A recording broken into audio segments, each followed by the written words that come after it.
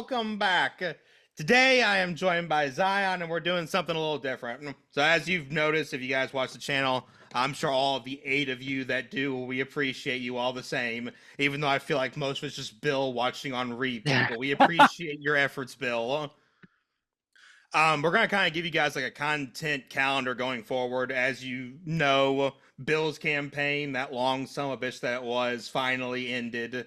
We will be going back to it because I personally have to make Zion's character call me daddy. That has to happen at least once before I'm done. And I have to lay claim to Asmodeus's inheritance still, so Well, it's very hard to do that when I put a bullet in his brain. it's gonna be very hard to do that whenever you have an army between you and him. So we'll see how it goes. Yeah, so we'll see. But I'll tell you what. 2 level 20s finally going head to head. It's gonna be nice. To give like a little sneak peek of that, if Bill allows me to be a degenerate, I can do 780 damage in one turn. Oh my god. And that is far more than Asmodeus's character sheet says he has. Yeah. If Bill does not allow me to be a degenerate and he makes me do it like normally, things are going to go shit. So we'll see. We'll see. We'll see. We'll see. Either you wipe the floor with them, or they wipe the floor with you. And it's all gonna come down to Bill's refereeing. Correct.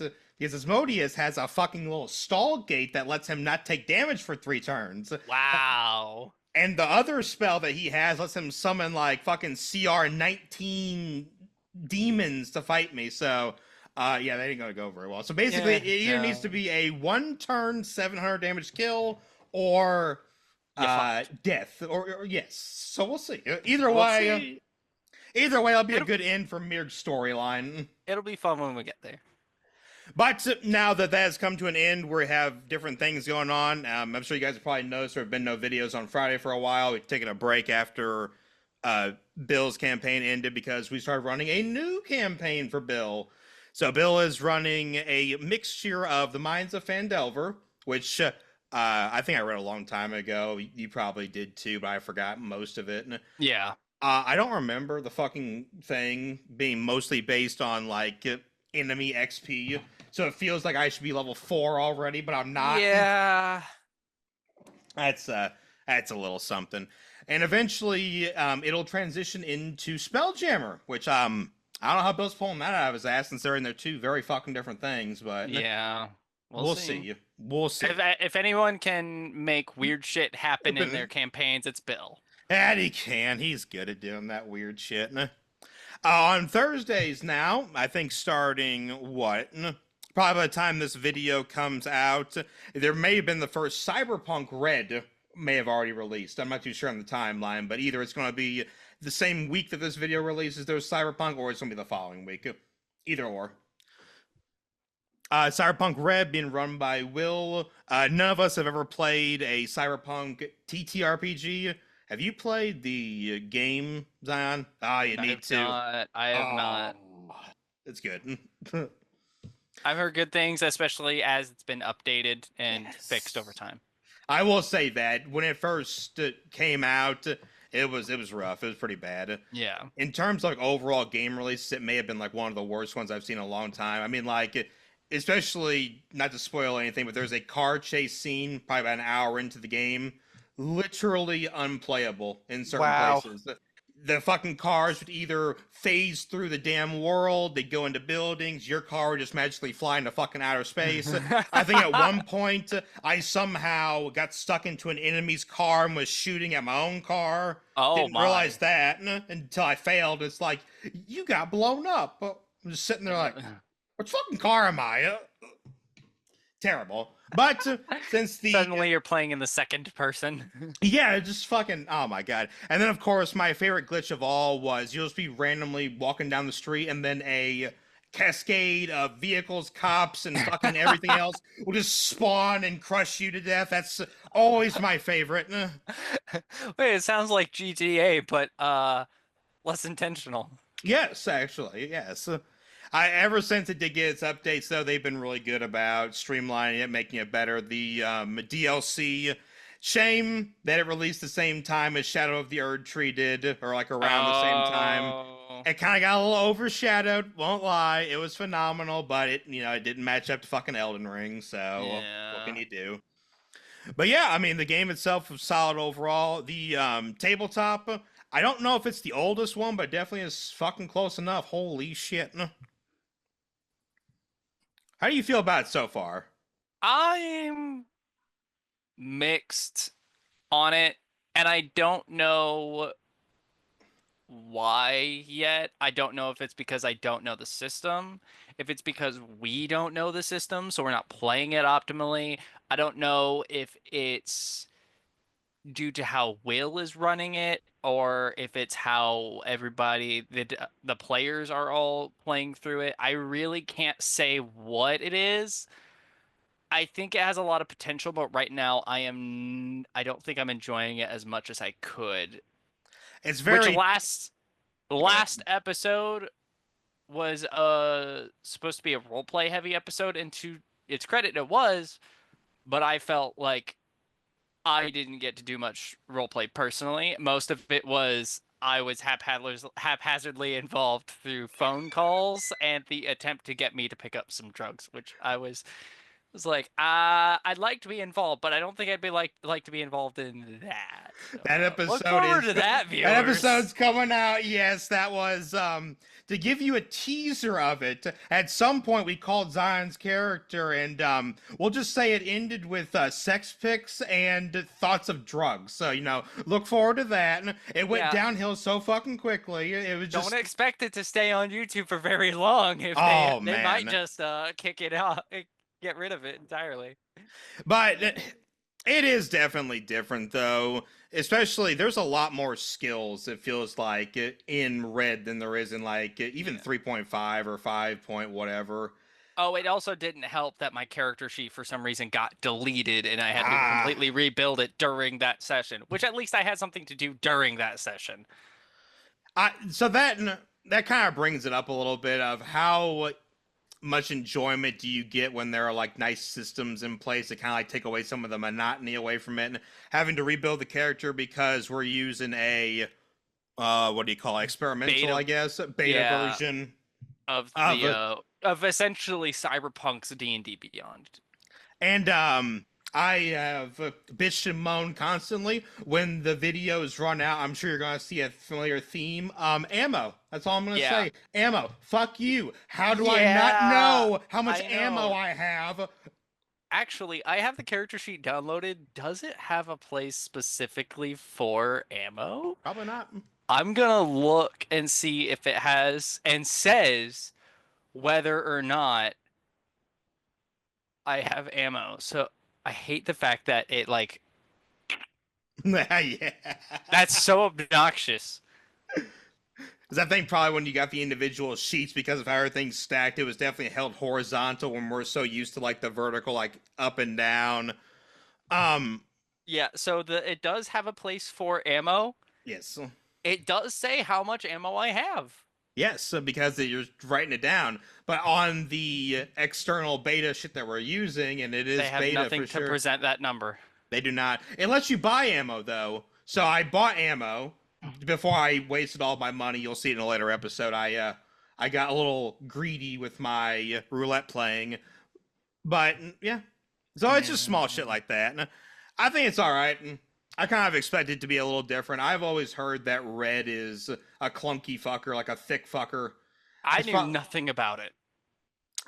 again, you're talking about. Let me look it up just to make sure I'm saying it correctly. When did that come out?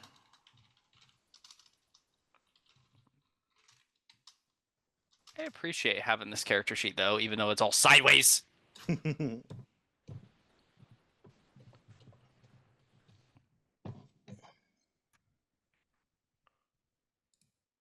Is there a way to rotate it?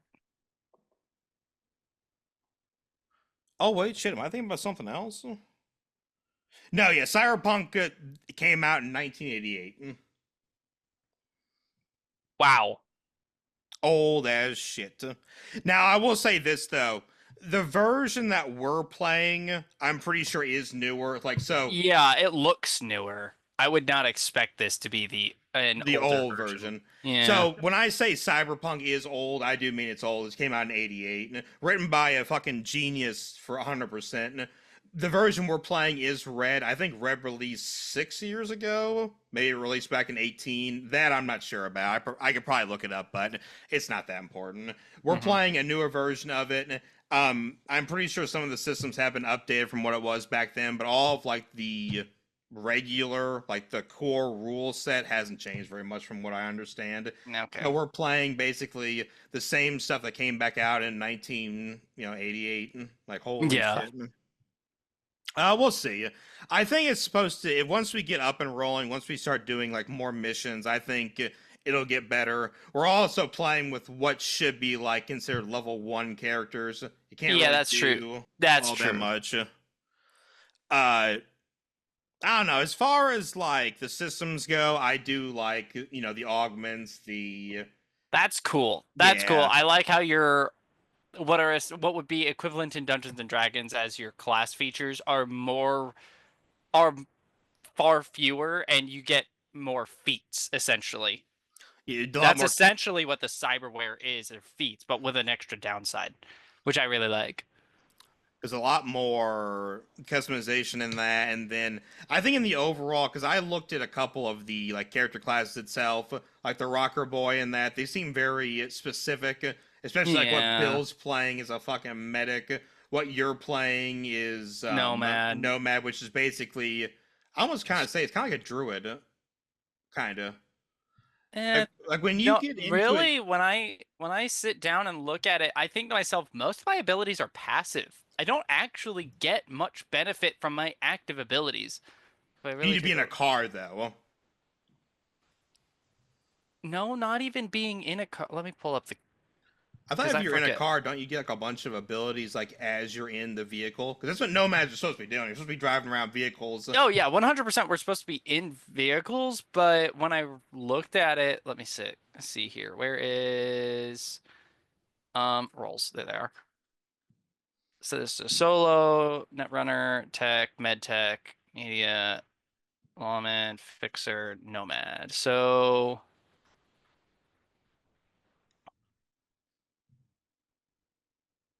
where is it? What the hell? Oh, go to this page for details. While I he's think. looking that up, that kind of bring like a close on Red. We'll see how it goes. I think now we're like a total of like 8 hours in, which for D&D standards is literally nothing. Like holy crap, we should probably be farther along, but the way we stagger out our content is multiple different weeks have different things involved. I think to kind of get ourselves back on track, we did like two of a row of bills and we did like two of the row of cyberpunk. Now content wise, we're finally back to where we kind of should be, and that's what also we got two new kind of like one shot or like kind of like mini campaign ideas that we're going to talk about here in a little bit. But before we completely leave cyberpunk, nomad, is it shitting?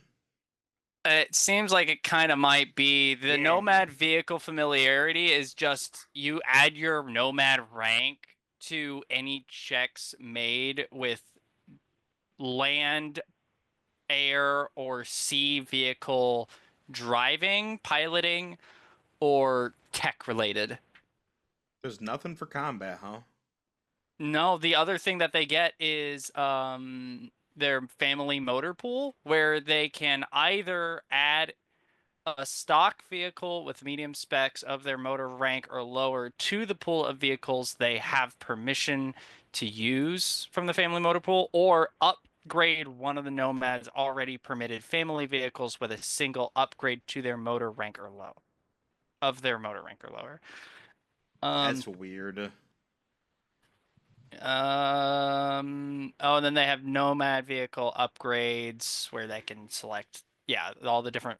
Okay, so the benefit of being a Nomad is that I can kit out a vehicle however I so choose. Now, I've already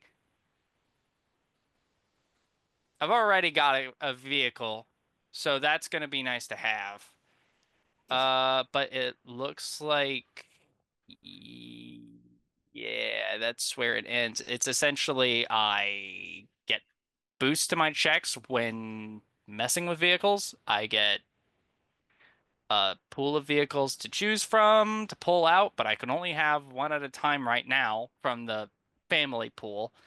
And then I can upgrade them as I level up, I guess. So Yeah, I don't know. That sounds a lot worse it's than a what I thought very it was. role play heavy Which there's role. nothing wrong with that. I mean, I give you Oh no. a bunch of shit all the time for playing role play characters in a fucking combat game as a Yeah. jest because I hate you. But there's nothing wrong with that. Yeah. But when you compare that to usefulness, though, so say when you're not around vehicles, right? Like say you're in a combat situation, there's no vehicles around. All of my shit can be used anywhere. It Yeah. primarily is better in combat, but it can be used outside of it too.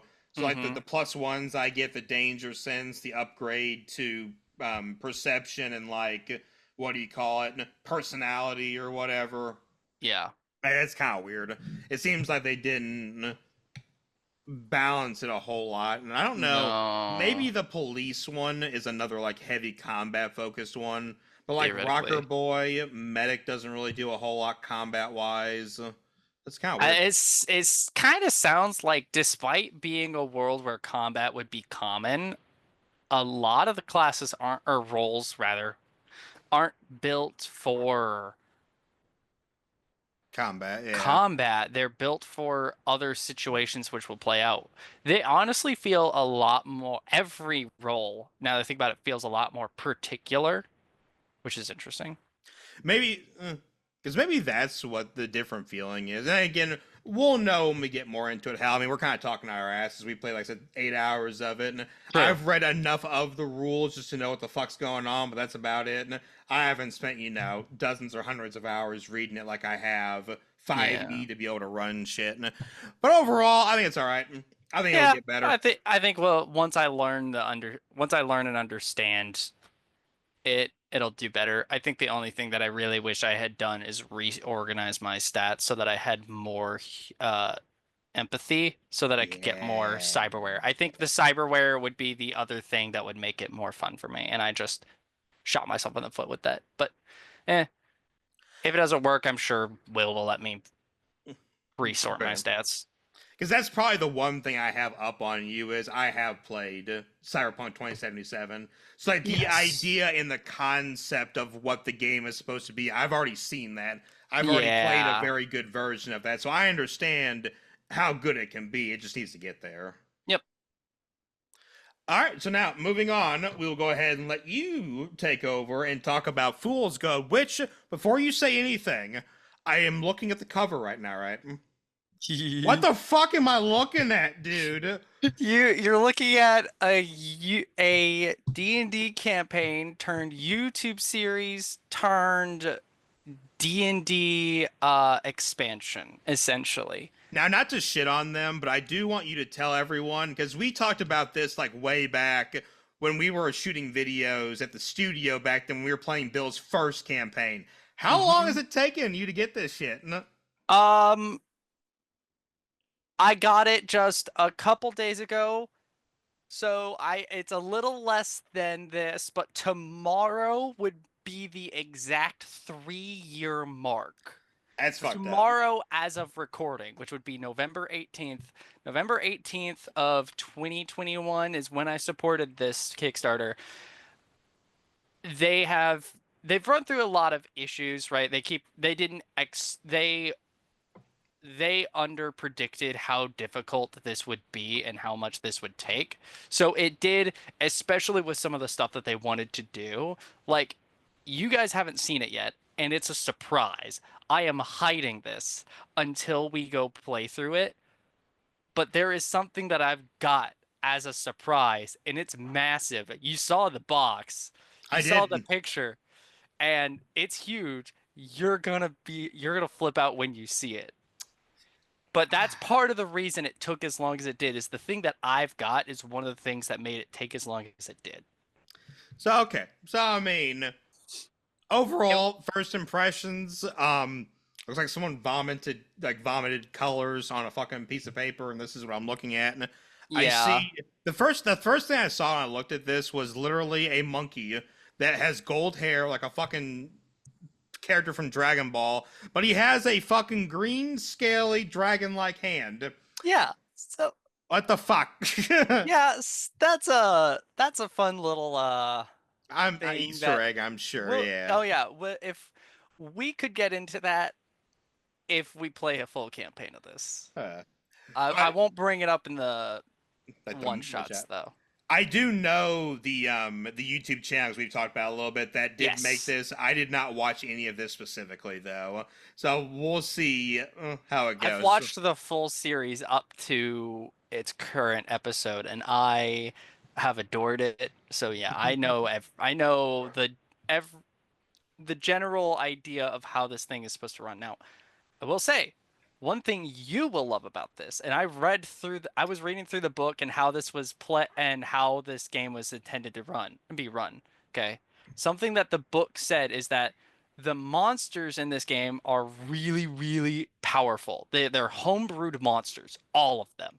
And they were homebrewed by the original DM of this campaign, Felix Ernich.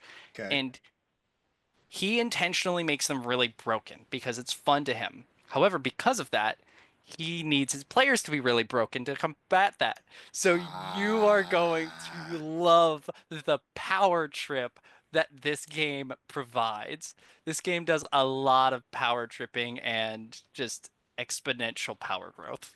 I mean, massive respect to him for that. I know from doing some of the, I don't homebrew every fucking encounter 'cause that sounds like a cancerous statement, but I have done all the boss fights and it's a fucking lot. It's a Yeah. lot to make sure that it's somewhat fair because I Yeah. don't want you fuckers to go on there and get absolutely murdered.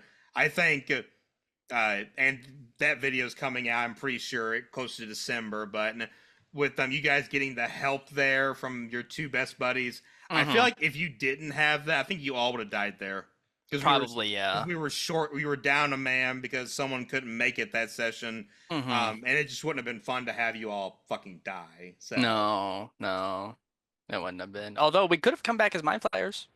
I mean, maybe we'll see how you idiots deal with that. Considering Bill opened his fat mouth and made deals and shit, Wheeling and dealing. That's just what Bill literally does. didn't take the fucking out that I gave him. Literally presented him with a fucking Deus Ex Machina to get him out of that deal, and he's like, "Nah, it's all good. Okay, well, fuck it. You only get the one, all right? I gave you the one." Yeah. That beholder could have been a really useful ally in that Oh, fight. it could have. It said, again, you make all the plans in the world. You see how people deal with them. Sometimes things don't work the way you are. If you I, try to make something idiot proof, they'll make a bigger idiot. The world will make a bigger idiot. I will say this now because that episode's already aired. I'm pretty sure, so everyone already seen how it all like ended up. Yes. If you guys would have taken the Beholder as an ally and unlocked the other Mind Flare in the trap room, the fight would have been pretty even. Still would have been really hard, especially considering you would have had to deal with like the fucking Chimera Hydra thing that I made. But it was Yeah. still within the story. It was still meant to be somewhat fair. Hmm. I am kind of sad that we didn't get our own baby mind flayer. Oh, now they'll come back up. I'm sure. Maybe not. I I'm don't know. sure it will. Because that was going to play a role too. So I said, we'll Yeah. see. But yeah, You still have to go back there, and now that you're going back there as you are, I already like tweaked the fucking stats of it a little bit. So nice. yeah, they're all over 20s now. But yeah, I'm excited to get into this Fool's Gold mainly because of the power trippiness and how it heavily implements overpowered gameplay with extreme roleplay. It really takes the two and unites the worlds. And so it brings everything that this group wants together, which I really love. Don't let him in. Tell him no. Yeah, yep. I'm telling. We're wrapping up. It's all good. Don't Mhm. worry about that. For the viewers' side, it doesn't matter. Haha. So we'll get more into Fool's Gold. We're gonna make separate videos for these ideas. And the other one I just want to briefly touch on is Darkest Dungeon. For those of you who have played it, you know it is a fucking masochist's wild dream. It is. I mean, it's horrible. I mean, it's horrifying. God, I love to hate that game. But I found some really cool ideas that someone wrote out, and then someone actually took the time to do a full Darkest Dungeon in 5e monster manual. And when we go through that video, I'll kind of show you guys what that looks like, and it's really good. Overall premise is that you guys were called to a place by your ancestor. Okay. Your ancestor fucked up a little bit and let loose this eldritch abomination upon the world, and he wants you to go fix it, to go clean up his mess. Wow. Oh, okay. I'm family sharing that game with Caleb Tompkins on Steam, so if it would do me good, I could probably play through that. I would say, just so you understand the gravity of it, it would be great for you to play it. It would be great for you to understand how fucking unfair it is at times. And stress. Because you will be stressed. Okay. It's great. Stress So is literally a mechanic in the game. Okay, so I should play Darkest Dungeon. Just a little bit. You don't have to get super far into it. Just enough to understand the mechanics. Yeah, because one of my biggest gripes with the game is it gets really, like, you feel shit doesn't change a whole lot for the course of the entire game. I put like 400 hours into it. I've still yet to beat it on the hardest difficulty because the fucking game hates you towards the end. Okay. But the whole thing is you guys will be in a hamlet, which is the main hub of the area. I'm going to steal a couple ideas from the new Citadel mechanics released in this year's 5e version, because you guys are going to have like your own base of operations that you'll build up. You'll spend gold or you'll spend stuff to like upgrade these different areas, unlock new weapons, armor, whatever, and then your whole thing is going back into the dungeon. There'll be a couple of areas you can go into, and based on your character level and how much you want to risk, you'll get more gold to then go upgrade your hamlet some more. And that's the gameplay loop. You will start out with basically nothing. Your town will be a fucking Rancheck Shitsville. You'll go into the dungeon, bring back gold, choose as a group where you want to put your upgrades into, and then you just kind of keep repeating that. And okay. Yeah, every milestone, which I think is every 3 levels right now, you will have a boss fight. Interesting. So what we'll do one day, if the group decides to run it, we will run basically just like one full boss fight round of the dungeon. Okay. So I will say this though, the game is light on roleplay. It's just not built for it. Yeah, it's not. It doesn't sound like it's built for it, and that's fine. It's built for very rapid combat. Because here's the one thing, you know how in most campaigns, there is like 3-4 combats in a given day. This can be upwards of 60 combats in a given day. Wow. Super fast. You don't have to worry about movement or anything. The only thing that matters is your initiative. And basically, you can imagine it is literally a 4x4 grid where you fight off against an enemy team. I have seen like clips of gameplay, so I got the general gist. That's interesting. So yeah, we'll run that. We'll see how it does. And if you guys end up liking it real well, we'll run the full thing. The monster manual, and I'll say the person's name again when we talk about the video, but Master Tuz. Congratulations, sir. You did very good work. But that's about it for this video. We're going to go ahead, wrap it up. We'll give you guys like a hint of what's to come. And then on the next videos that comes out, we're going to talk about Fool's Gold, Darkest Dungeon, and then whatever else we got. Yeah. Bye! Bye! Thank you guys for checking out today's video. We post videos every Monday, Wednesday, and Friday for more glorious D&D content. Please like, comment, subscribe, throw it all down below. We always appreciate it, and we will see you guys next week.